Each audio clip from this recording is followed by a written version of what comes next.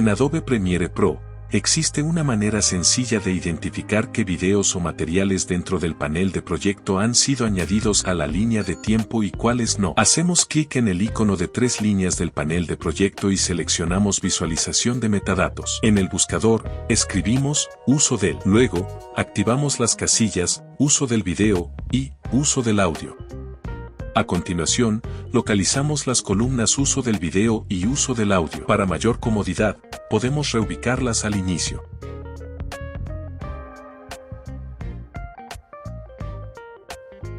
Procederemos ahora a añadir los materiales a la línea de tiempo. Inicialmente, agregaremos únicamente los videos. Como se puede observar, la columna correspondiente indica que solo se han incorporado los videos. Además, al hacer clic en la flecha desplegable, se obtiene información detallada, como la secuencia en la que se encuentra el clip y su posición exacta en la línea de tiempo. Si hacemos clic en esta información, el cabezal de reproducción se posicionará automáticamente en el clip dentro de la línea de tiempo. Posteriormente, añadiremos los archivos de audio y, por último, la imagen.